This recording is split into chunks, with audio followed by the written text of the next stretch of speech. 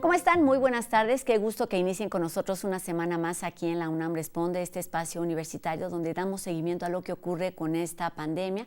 Y hoy hablaremos mucho de adultos y de adultos mayores desde muy distintas perspectivas. Y es que una de las noticias más anunciadas y también de las más esperadas es el inicio de esta estrategia de vacunación en nuestro país para proteger a la población en general, empezando por las personas que tienen más de 60 años. El día de ayer llegaron a México alrededor de 870,000 dosis de AstraZeneca, que inmediatamente fueron distribuidas a las 32 entidades de nuestro país para proteger en esta primera fase alrededor de 15 millones de adultos mayores de 60 años. 79,000 de ellos se encuentran aquí en la Ciudad de México, donde se instalaron 70 unidades de vacunación en 3 alcaldías, Milpa Alta, Magdalena Contreras y también en Coajimalpa, que estarán funcionando de las 9 de la mañana a las 8 de la noche entre el 15 y el 19 de febrero, con el siguiente orden de acuerdo a la primera letra de su apellido paterno. Es decir, hoy lunes se estarán recibiendo las personas cuyo apellido inicie con la letra A o entre la letra G también. El día de mañana, 16 de febrero, se estarán recibiendo a las personas cuya letra inicial sea entre la H y la P, mientras que el miércoles corresponde a quienes tengan entre la letra Q y la letra Z o quienes no tengan apellido, para que así el 18 y 19, es decir, el jueves y el viernes, asistan todas aquellas personas que no pudieron hacerlo en los días asignados. Y bueno, hay muchas alternativas para conocer cuáles son los pasos a seguir. Y es que la primera instancia es que todas las personas reciban un mensaje donde se les indique el lugar y la hora a donde deben acudir, pero si esto no es posible, pues también pueden llamar a Locatel, que es el 55 56 58 11 11, o bien ingresar a la página de vacunación .cdmx.gov.mx para conocer el lugar y el horario en donde pueden recibir esta vacuna. Todos los adultos mayores deben ir acompañados de una persona o algún familiar o algún conocido y deben acudir con una identificación oficial que los acredite y que acredite su edad, así como su cartilla de vacunación si es que la tienen. Y bueno, estaremos muy atentos a lo que ocurre en estos primeros días de la Estrategia Nacional de Vacunación en México, porque puede ser pues un ensayo de lo que ocurrirá en el resto del país y con el resto de la población. Se pretende que se apliquen 35,000 dosis al día para que pues estén protegidos todos estos adultos mayores, no solo en la Ciudad de México, sino en el resto del país. Estaremos pues atentos a estas noticias. Y bueno, como todos los lunes, comenzamos con la voz del doctor Carlos Rosales del Instituto de Investigaciones Biomédicas de nuestra universidad, quien lunes con lunes nos ofrece información clara y precisa en torno a esta pandemia. Buenas tardes, doctor. Gracias, Rosa. Muy buenas tardes. Nuestro público pregunta ahora, ¿es verdad que la pandemia se está controlando? Bueno, veamos las cifras para poder contestar esto. A nivel mundial, desde mediados de enero se ve una tendencia a la baja en el número de casos nuevos reportados de infecciones por coronavirus. Esto es porque en muchos países como Estados Unidos, el Reino Unido, Alemania y España, entre otros en Europa, incluso Argentina en América, todos muestran una tendencia a la baja en el número de casos nuevos. Sin embargo, esa tendencia no se ve en otros países como Brasil y México, donde si bien los casos no están aumentando, no van a la baja. Incluso en México, el número de fallecimientos se ha mantenido constante alrededor de 1,500 fallecimientos por día durante el último mes. Esto es una situación grave, porque México sigue en primer lugar por fallecimientos de la COVID-19 en todo el mundo. Esto es, enfermarse de COVID-19 en México es 4 veces más peligroso que en cualquier parte del mundo. Por ahora, que no hay todavía vacunas, la mejor manera de prevenir esto es evitando las infecciones. Siga las recomendaciones. Hay que mantener la sana distancia en todo momento. Hay que usar el cubrebocas, mascarilla en forma correcta y constante y lavarse las manos frecuentemente. Por ahora, estas son las únicas medidas que nos ayudarán a controlar la pandemia. Cuídense mucho. Gracias. Regresamos con Rosa al estudio de TV UNAM. Gracias, doctor. Pues sí, sigamos todas estas medidas de higiene y de distanciamiento que ya conocemos, porque evidentemente, pues aunque se haya iniciado ya esta estrategia, esta campaña, pues no hay vacunas para todos y no es un proceso que terminará pronto, y aún así, aunque las personas comiencen a vacunarse, debemos seguir atendiendo todas estas medidas para prevenir contagios y por lo tanto también disminuir los decesos. Y bueno, les decía al inicio del programa que hoy estaremos hablando muy en particular de los adultos mayores, esto a raíz de que el Centro de Investigaciones Interdisciplinarias en Ciencias y Humanidades, el CEICH de nuestra universidad, está organizando un curso para ayudarnos a entender la importancia de cuidar nuestra alimentación y nuestra nutrición, esto en beneficio de nuestra vida y de nuestra salud. Para platicar los detalles en torno a este tema, me da gusto saludar esta tarde a la doctora Margarita Mas Morena, quien es investigadora del CEICH y también es especialista en procesos de vejez y envejecimiento, es maestra en nutrición con especialidad en adultos mayores. Doctora, ¿cómo está? Un gusto que nos acompañe aquí en la UNAM Responde. Buenas tardes. ¿Qué tal, Rosa? Buenas tardes a todos. Muchas gracias por la invitación. Pues vamos a comenzar con el tema, doctora. En tiempos de pandemia, el poder de la nutrición sobre la salud de adultos y adultos mayores, visión interdisciplinaria, es el nombre de este curso que inició la semana pasada, pero vamos a hablar de él porque todos debemos estar enterados de estos temas, pero además también porque todavía podemos incluirlos en las sesiones que faltan, que son muchas, y lo primero que me gustaría preguntarle es ¿cuál es el objetivo de este curso? Bueno, Rosa, mira, en realidad es un curso que está planeado y que está dirigido básicamente, sí, a la población en general, pero particularmente a las personas adultas y adultas mayores, que estamos hablando de la gente que está entre los 40, los 60, los 80, los 100 años, porque a final de cuentas, hablar de adultos mayores particularmente es hablar de una población muy diversa en muchos sentidos.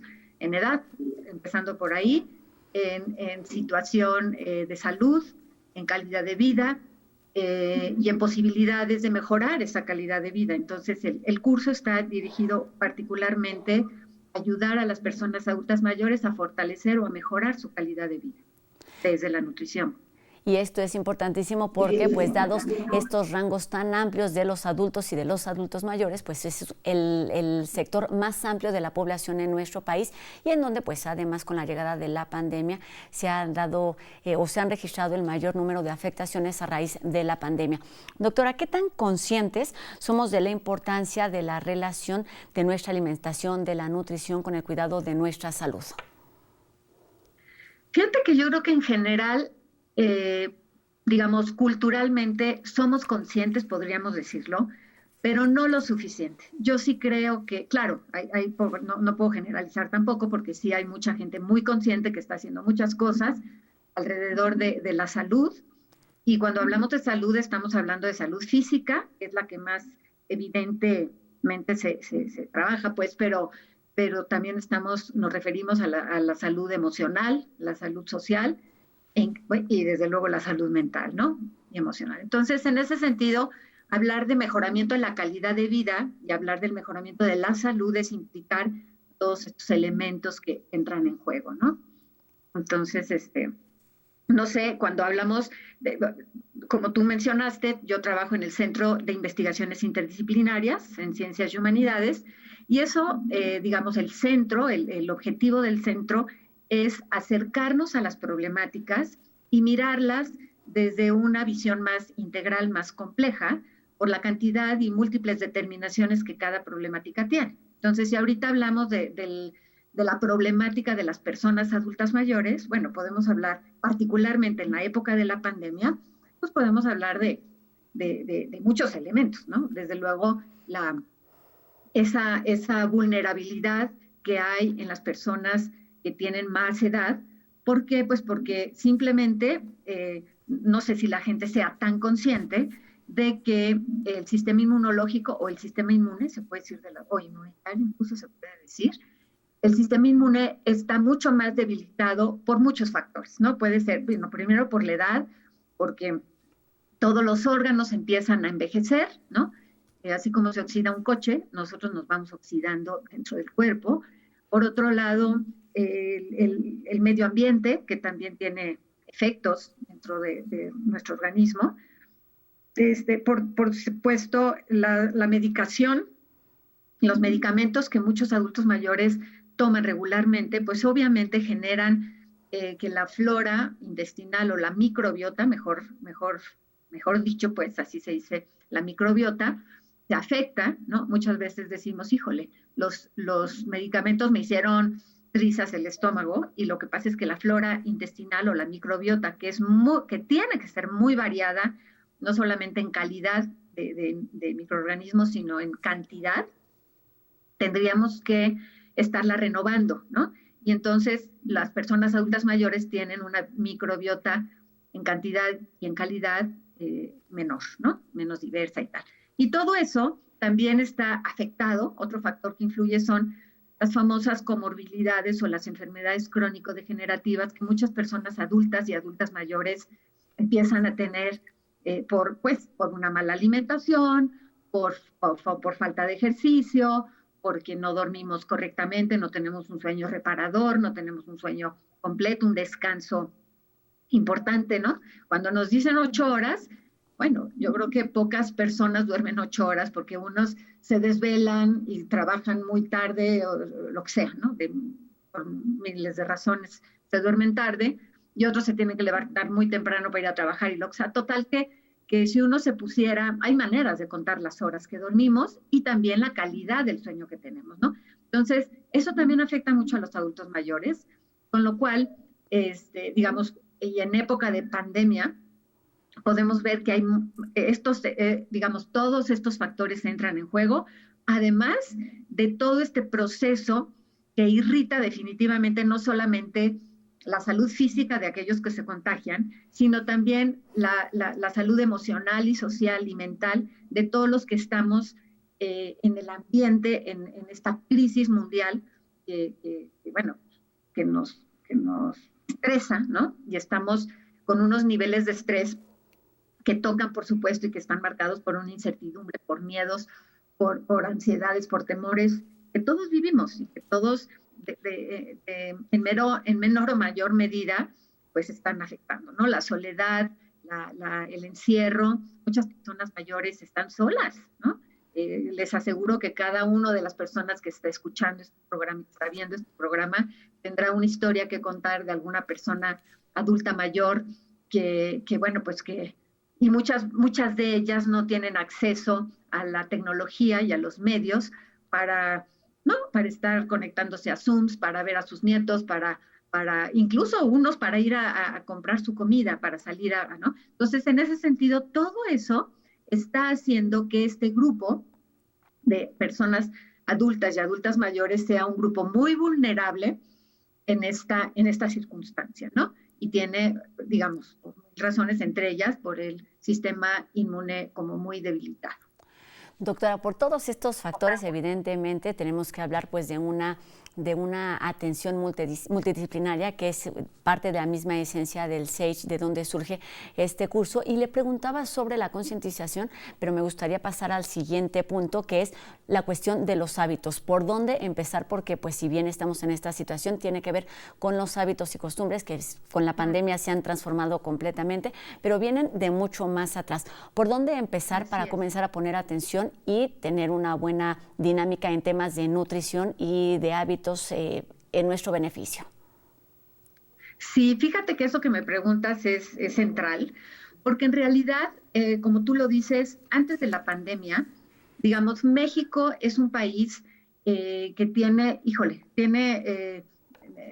digamos, situaciones y números muy impresionantes en términos de enfermedades crónico-degenerativas, ¿no? El asunto del sobrepeso y la obesidad ya en México es un problema, ya era antes de la pandemia, un problema de salud pública, ¿no?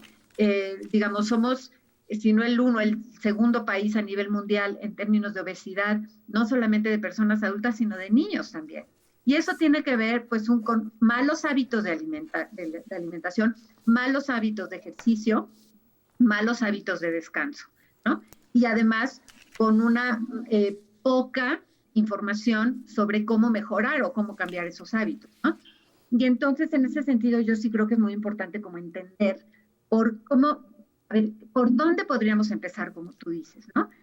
Siempre, o nunca, más bien, nunca es tarde para empezar. Lo importante es que generar un hábito implica repetir una acción, ¿no? Tantas veces para que sean lo suficientemente frecuente, pues para que nuestro cuerpo se acostumbre y ya es un hábito, pues, ¿no? Porque se acostumbre a hacerlo casi rutinariamente, ¿no? Y en ese sentido, pues estamos hablando de alimentación, y ahí podríamos decir, ¿por dónde empezamos? Bueno, pues por ir modificando lo que ponemos en la mesa para comernos, ¿no? No es o sea, yo simplemente diría, vamos a empezar a cambiar los productos procesados por comida natural, ¿no? Ahora es muy importante, entre otras cosas, apoyar a la gente del campo que se están quedando las cosechas, que no saben qué hacer con ellas. Yo me enteré la semana pasada que en el campo del Estado de México se están quemando las cosechas porque, digamos, por toda una logística. Dificultades de distribución. Exactamente, no hay distribución, o la gente que compraba antes para restaurantes, para empresas, ¿no? Está comprando menos o no llega directamente al consumidor final, y entonces se están quemando cosechas, se están echando a perder, en fin. Entonces todo eso hace que pensemos, bueno, entre otras cosas, también para apoyarlos, pensar en cómo cambiar lo que está sobre mi mesa, ¿no? Es decir, olvidarnos de refrescos. Eso es dificilísimo en el país, en México, pero mucha gente está intentándolo. Es un reto, un desafío mayor, y francamente los invito a hacerlo. Empezar a dejar de consumir refrescos que no tienen ningún nutriente y que desde luego irritan todo nuestro sistema inmunológico de tal manera que lo debilitan, ¿no? Lo mismo sucede con el azúcar y las harinas procesadas, ¿no? El azúcar blanca, el azúcar que mucha gente compra en el supermercado, que le gusta muy blanquita, el granito muy chiquito y no sé qué, para que las azucareras se vean bonitas. Porque además sabe es un azúcar que ya no tiene ningún nutriente, y que sí hace que esos picos de glucosa se hagan, digamos, estén muy presentes a la hora que nosotros consumimos ese azúcar. Además, el azúcar es uno de los alimentos más acidificantes, lo cual hace o produce un proceso inflamatorio, en fin, se desencadena una serie de reacciones y efectos dentro de nuestro organismo que solamente debilitan el sistema inmunológico y debilitan, digamos, a través de un proceso inflamatorio, ¿no? Entonces, quitar el azúcar blanco, y en la medida de lo posible bajarle al azúcar, y si es posible eliminarla al 100%, porque la glucosa que nosotros necesitamos, y necesitamos azúcares más complejos, ¿no? Que son los que vienen en las frutas, en la fruta completa, incluso muchas leguminosas tienen, ¿no? Y también las harinas o los cereales integrales, ¿no? Entonces, eliminar harinas blancas o procesadas, todo lo que sean panes de dulce prefabricados y toda esa, digamos, industria alimentaria que está intoxicando poco a poquito al organismo, ¿no? Y que de repente, bueno, pues el organismo reclama y entonces empezamos a ver desde sobrepeso, obesidad, diabetes, mellitus tipo 2, problemas cardiovasculares, problemas cerebrovasculares, hipertensión, o sea, y todo eso lo vemos reflejado y se hizo evidente en los pacientes que se contagiaban de COVID, que se están contagiando de COVID. Las personas que tienen esas enfermedades crónico-degenerativas previas, ahorita, si se contagian, pues la están pasando negras. Entonces, en ese sentido es muy importante, digamos, ir modificando estos hábitos de los que hablabas, ¿no? Entonces, los hábitos de nutrición, empezar eso, por cambiar lo procesado por por una comida más natural, ¿no? Y más diversa, eso es muy importante. Y hay un punto también, doctora, nos queda poquito tiempo para terminar, pero hay un tema que no quisiera dejar fuera, que es el de los antioxidantes, que son importantísimos en los adultos y en los adultos mayores. Háblenos brevemente de este grupo. Sí, claro. Los antioxidantes, bueno, lo que pasa es que todo es un proceso interno que tiene que ver con la oxidación celular, ¿no? Entonces, digamos, no voy a hablar de los radicales libres porque es todo un tema, pues, pero las frutas, las verduras, las leguminosas, muchas de ellas tienen unos componentes bioactivos que no necesariamente son macronutrientes ni micronutrientes, sino oligoelementos o unos elementos más pequeñitos que tienen unas funciones de ser antioxidantes. Es decir, cuando nuestras células empiezan a oxidarse por diferentes reacciones naturales, digamos, respiramos oxígeno, ¿no? Y desde luego, bueno, no vamos a hablar de la molécula y no sé qué, y de la última capa de, ¿no? Digamos, de cómo es el proceso de oxidación, pero ciertamente para frenar esa oxidación que ocurre en cualquier ser vivo, incluido obviamente el organismo humano, es importante tomar tener una dieta muy variada en frutas, verduras, incluso ya hay muchos antioxidantes que son suplementos alimenticios, que ayudan a frenar ese envejecimiento del celular, ¿no? Porque después de que se oxidan, bueno, muchas veces llega la apoptosis, que es la muerte celular, y que obviamente en adultos es mucho más difícil recuperar, porque todos desde que nacemos, todos los días, bueno, células nuestras se mueren del cuerpo, ¿no? Cada vez que nos bañamos, todas las escamitas, y bueno, desde los bebés y todo mundo va perdiéndose, pero desde luego un organismo más nuevecito como el de los bebés o los niños o los jóvenes o los adultos jóvenes o jóvenes adultos, vemos que tienen todavía sus funciones al 100% y regeneran esas células que se van muriendo. Conforme vamos avanzando en el proceso de envejecimiento y en la etapa de la vejez, obviamente las funciones se van debilitando y de esas células que se van perdiendo, pues ya no las vamos recuperando tan fácilmente, ¿no? Doctora, ¿cómo hacer?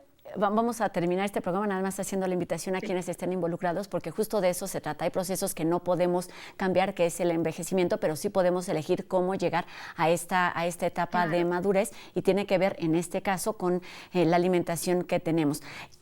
¿Cuál es la invitación para todos aquellos interesados en cuidar su alimentación y la de las personas que están cerca de nosotros también, doctora? Bueno, que todos pensemos que tenemos que ir trabajando, o sea, no es pensar ¿qué estoy haciendo hoy para envejecer bien?, sino qué he hecho en los últimos 30 años para envejecer bien. Y envejecer bien es envejecer con una calidad de vida, con un envejecimiento activo y que tiene que ver con no ser sedentarios, movernos por lo menos media hora cada día, mover el cuerpo, las articulaciones, digamos, eso es muy importante, descansar adecuadamente, eso también es muy importante, y sí, una nutrición balanceada, muy variada, de todos colores, y muy cuidada en el sentido de buena calidad de frutas y verduras para, pues eso, porque el cuerpo también se intoxica, y entonces el sistema inmunológico hay que fortalecerlo, porque es el que nos ayuda a desintoxicar el cuerpo, el que nos ayuda a defendernos básicamente. Exactamente. Cuando un agente patógeno externo ataca al cuerpo de cualquier forma, el sistema inmune es el que sale a la defensa. Entonces, fortalecer nuestro sistema inmunológico a través de la nutrición.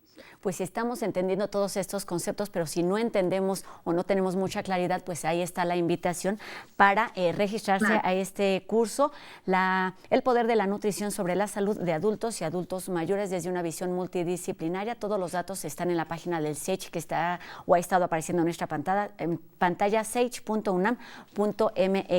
Doctora Margarita Mas Morena, investigadora del SAGE y también doctora en Ciencias Sociales, muchas gracias por estos minutos y por esta información. Nos quedamos con pues darle a nuestra vida y a nuestra alimentación muchos colores y también mucho movimiento para pues envejecer de la mejor manera. Gracias, doctora. Gracias, Rosa, mucho gusto. Gracias, doctora. Pues ahí está la invitación a este curso que ya tuvo una sesión inicial, pero le quedan aún 12 sesiones que se estarán llevando a cabo los próximos miércoles hasta el 5 de mayo. Ahí está la invitación del SAGE. Y seguimos con más información aquí en la UNAM Responde. Es lunes de Si leo no me encierro y como todos los lunes, Anel nos tiene información relacionada con las letras y la literatura. Hoy, por ejemplo, desde la recreación y la inclusión. Vamos a escucharla.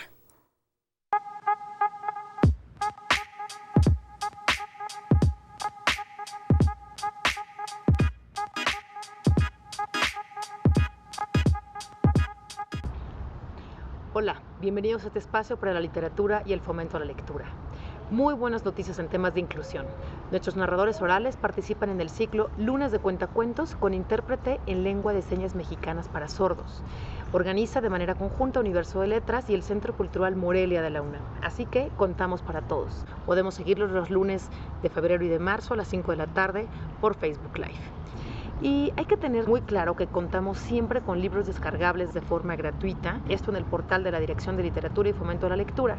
Ahí podemos leer, por ejemplo, Aunque la casa se derrumbe, de Ana Emilia Felker, un libro de ensayos que lindan con la crónica. Sus textos, en palabras de Bernardo Esquinca, conducen por un singular viaje del paisaje exterior al interior.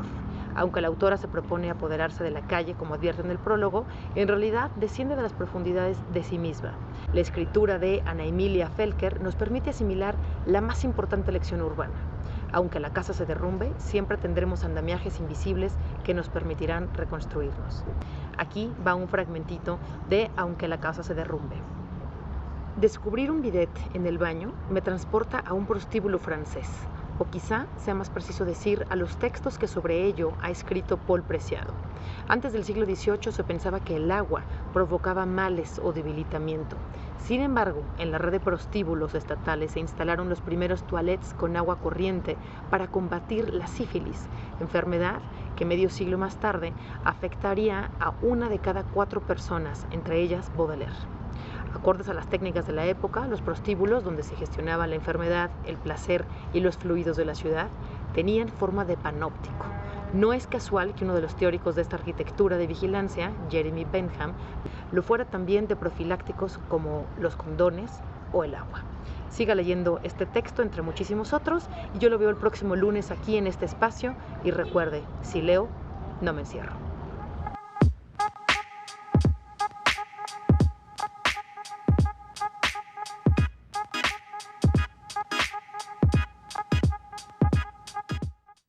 Desde Literatura UNAM, muchísimas opciones para acercarnos a historias muy distintas y también muy diversas. Esta semana también comienza la Feria del Libro del Palacio de Minería y seguramente hay muchísimas más actividades. Y con esta información terminamos un programa más de la UNAM Responde. Recuerden que seguimos leyendo todas sus dudas y sus comentarios a través de nuestras redes sociales y los números de WhatsApp que están apareciendo en nuestra pantalla. Recuerden que tenemos una cita aquí en la UNAM Responde por TV UNAM a las 2:30 de la tarde. Adiós.